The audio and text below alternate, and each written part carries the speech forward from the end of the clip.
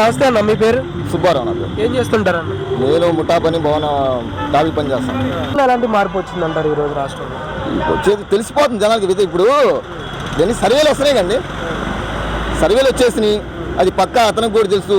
ఎవరు గౌరవనీయులైన ముఖ్యమంత్రి గారు జగన్ గారికి తెలుసు, పక్కా వచ్చేసింది వ్యతిరేకం. కానీ బై మిస్టేక్ ఎట్టయినా కానీ మనం గెలవాలి. ఇప్పుడు గెలవకపోతే ఇప్పుడు నదుల్లో ఇసుక తవ్వకాలు ఎట్టొచ్చేసినాయో తర్వాత మన తప్పులు మొత్తం అట్లా తవ్వేస్తారు. పక్కా తెలిసిందే. ఇప్పుడు అంత పెద్ద తెలంగాణ ఏమైపోయింది? పక్కా కేసీఆర్ గెలిచే మనిషి ఏమైపోయింది? పార్టీ అధికారంలో పోయింది, కూతురు లోపలికి వెళ్ళిపోయింది, వాళ్ళ తమ్ముడు వెళ్ళిపోయాడు. Delhi CM Kejriwal liquor scam case, ఒక సీఎం తెలియదే ఉంది. పక్కా వచ్చే టీడీపీయే, తొందర ఏం అవసరం లేదు.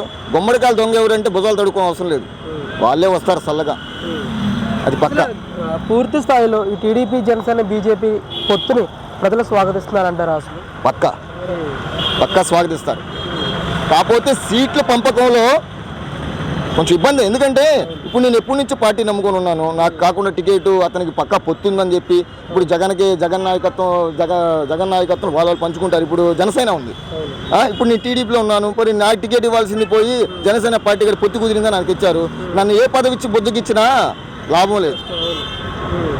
ఏదైనా కానీ తాళి కట్టింది భార్య ఇది ఎప్పటికైనా కానీ. నాకు ఈ పదవి ఇచ్చారులే అంటే అది కుదిరిద్దా? బాధే కదా. కాకపోతే సీట్ల పంపకంలో కొంచెం ఇదవుతుంది. పార్టీ నాయకులు కూడా కొంచెం బుజ్జగిస్తున్నారు. అదంతా వేరే విషయం, అదంతా దైవాజనమే. ఏంటి పక్కా వచ్చే టీడీపీ అని అన్నా ఎక్కడైనా కానీ ఏంది టీడీపీ గెలిస్తే అసలు ఎలాంటి న్యాయం జరుగుతుంది అంటారు? అసలు పక్కా న్యాయం జరిగింది.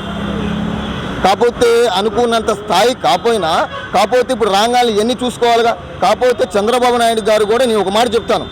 ఇప్పుడు నువ్వు గెలవనగానే పార్టీ జనాన్ని పట్టించుకో. ముందు నన్ను ఎప్పుడో ఒక 45 రోజులు లోపలేపిచ్చేశాడు, మా భార్యని తిట్టాడు, నా కొడుకుని తిట్టాడని చెప్పి నువ్వు ఇప్పుడు రాజకీయం అనేది ప్రజల మంచి కోసం చేయాలనుకుంటే రాజకీయాలకు రండి అంతే.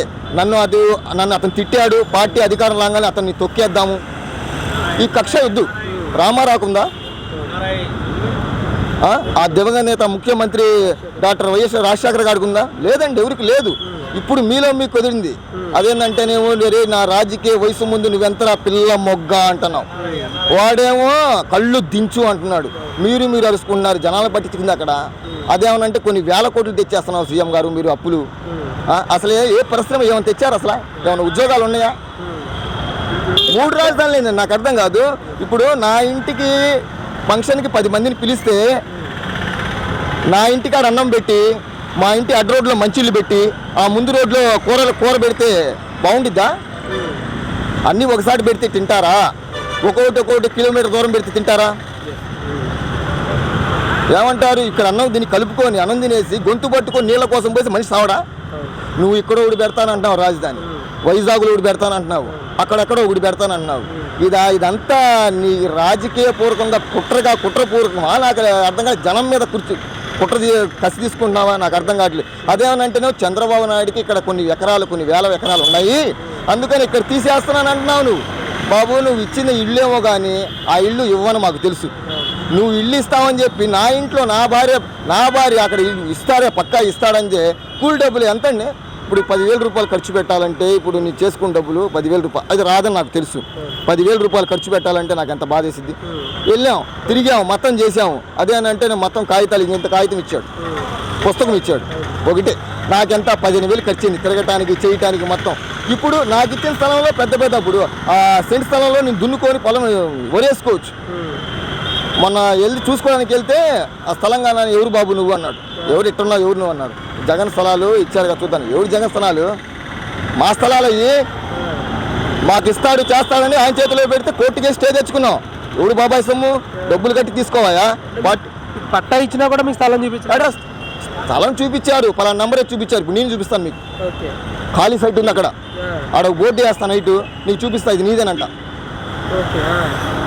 ఆక్సిఫై కింద తీసుకెళ్ళి బొక్కలో దిగుతారు రేపు పొద్దున. అదే స్థలాలు ఇప్పుడు నువ్వు కట్టేవాడు అయితే మొత్తం కట్టేసి పేద ప్రజలకి నువ్వు పంపిణీ చేసేస్తుంటే ఈ రోజు నిన్ను గుండెల్లో పెట్టుకొని ఆధారంతో ప్రతి ఒక్క ఇంటి ముందు కూడా మీ నాన్న విగ్రహం పెట్టుకొని నీకు సన్మానం చేసేవాళ్ళు. వాళ్ళ నాన్నగారి విగ్రహం పెట్టుకొని ఏంది ఆ నాన్నగారి విగ్రహం దండేసి అతనికి సన్మానం చేసే వాళ్ళ కొడుకు తండ్రి కన్నా గొప్పోడు ఇంత చేశాడని. ఇప్పుడు నువ్వు అది చూపించేసి అక్కడెక్కడో పెట్టేసి నన్ను మళ్ళీ గెలిపించేస్తే పక్క కట్టేసేస్తాను, నేను అంతా చేసేసేస్తాను. అర్థం కావట్లేదు పనితనం ఎంతవరకు వస్తుందో. చేసేవాడు చెప్పడండి, వాళ్ళ నాన్నగారు చెప్పలేదు, చేశాడు. చెప్పేవాడు చేయడు, అది మాకు తెలిసిందే. అంటే నాన్నగారి పాలనకి ఈయన పాలనకి తేడా ఏం గమనించారు? నక్కకి నాగలోకానికి ఉన్న తేడా ఉంది. నక్కకి నాగలోకానికి. సీఎం గారు అప్పుడు ఉన్నప్పుడు, వాళ్ళ నాన్నగారు ఉన్నప్పుడు జగన్ ఎవరికని తెలుసా అండి? ఏమో నాకు తెలీదు. పెద్ద తలపని రాజకీయాలు కూడా తక్కువే తెలుసు. జగన్ అంటే ఎవరికి తెలీదు వాస్తవంగా చెప్పాలంటే. ఇప్పుడు ఏదో వచ్చేసాడు, వాళ్ళ నాన్నగారు చనిపోయిన తర్వాత వాళ్ళ నాన్నగారు పక్క నుండి ఆ ఇన్సిక్రియలు అయిపోయిన తర్వాత పలానా కొడుకు అదంటే జనాలు తెలిసింది. వాళ్ళ నాన్నగారు ముఖం చూసే. కానీ జనం ఇంత అనుకోలేదు. మంచి చేస్తాడనుకున్నాం. ఈ 5 ఏళ్ల పాలన నరకం చూస్తున్నామండి, నరకం. అరే బాబు, అసలు నువ్వు మద్యపానం తీసే నాయన, నాకు అర్థం కాదు. ఆ పిచ్చి మంది దాగి చచ్చిపోతున్నారు, అది అర్థం కావట్లేదు. హాస్పిటల్లో పోతే గ్యాస్ ట్రబుల్, గుండెల్లో మంట అంటే ఇది మామూలుగా వచ్చేదనయ్యా అంటున్నారు.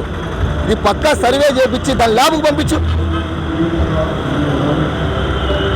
ఏది ల్యాబ్ అంటే నీ సొంత ల్యాబ్ కాదు, నీ సొంత ల్యాబ్కి వాలంటరీ ల్యాబ్ కాదు. పక్కాగా సెంట్రల్ ఉంది కదా, మనకి సెంట్రల్ గొడ్డుపోలేదు. ఢిల్లీ రాజధాని ఉందా, అక్కడ పంపిద్దాం. అక్కడ పంపిస్తే సర్వేలు వస్తాయి, రిపోర్ట్లు వస్తాయిగా. అసలు మద్యపానంలో ఎంత కల్తీ, ఎంత ఇదంతా ఎవరి సొమ్ము. అక్కడికి పోతే పక్కా డబ్బులు ఇస్తేనే. ఏటీఎం కార్డులే అంటున్నావు, క్రెడిట్ కార్డులే అంటున్నావు, బ్యాంకు ఏం లేదు, క్యాష్ తీసుకో. ఈ డబ్బు అంతా ఎట్టిపోతుంది. రేపు పొద్దున ఎలక్షన్లో పంచడానికి దాచి పెడుతున్నావా? అధికారంలో ఉన్నావు, ఇప్పుడు మమ్మల్ని ఇప్పుడు నిన్నెవరేం చేయలేరు. ఎవరేం చేస్తారు? ఆఖరిగా మరి ఎంత వ్యతిరేకత ఉందంటున్నారు ప్రజల్లో జగన్ గారికి? ఆయన 170 స్థానాల్లో గెలుస్తే ఒక ధీమా వ్యక్తం చేస్తున్నారు. ఒకవైపు కొత్తగా వీళ్ళు ముందుకు వస్తూ ఉన్నారు. ఎవరు గెలుస్తారు, ఎవరు ఎన్ని స్థానాలు గెలిచే అవకాశం ఉంది? ఆయన చెప్తాడు 175కి 175 అని. కొంచెమైనా బుర్ర ఉండాలండి. జగనే గెలుస్తాడు. ఇప్పుడు చెప్తా, జగనే గెలుస్తాడని అనుకున్నాం. ఒక 5 నిమిషాలే అనుకోవడం అంటే పూర్తిగా కాదు, ఒక 5 నిమిషాలు అనుకున్నాం.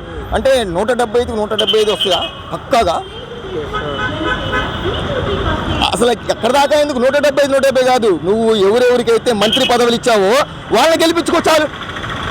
నువ్వు ఎవరెవరికి మంత్రి పదవులు ఇచ్చావో, బూతుల మంత్రి కొడాలి నాని పాపం మహానుభావుడు, చాలా మంచి ఆయన. ఆయన ప్రెస్ మీట్ ముందుకు వస్తే పక్కా టీవీలు కట్టేస్తారు, చిన్నపిల్లలు చెడిపోతారేమోనని.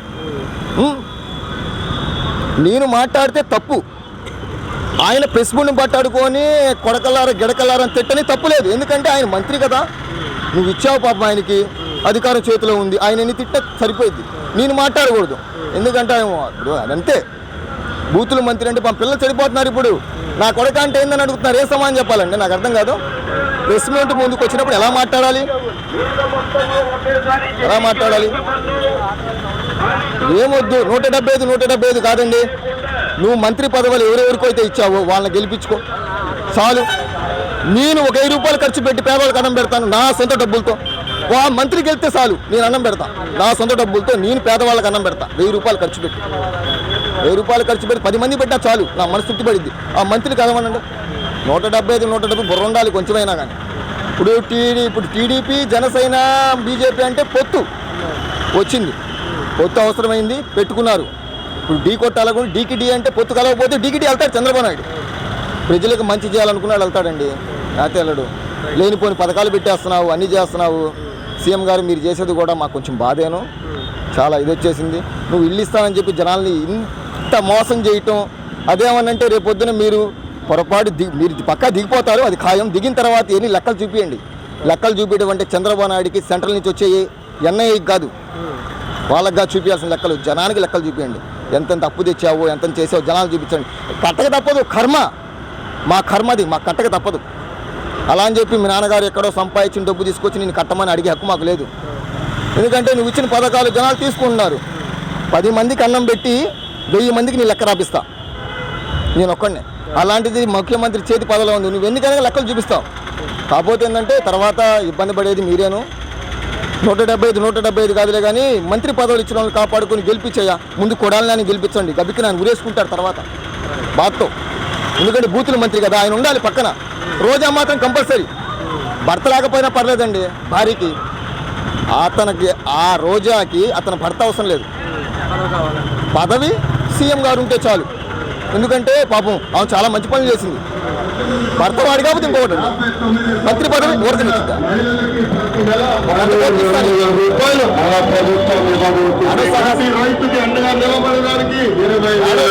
చేసి వంద కోట్లు ఇస్తా పదవి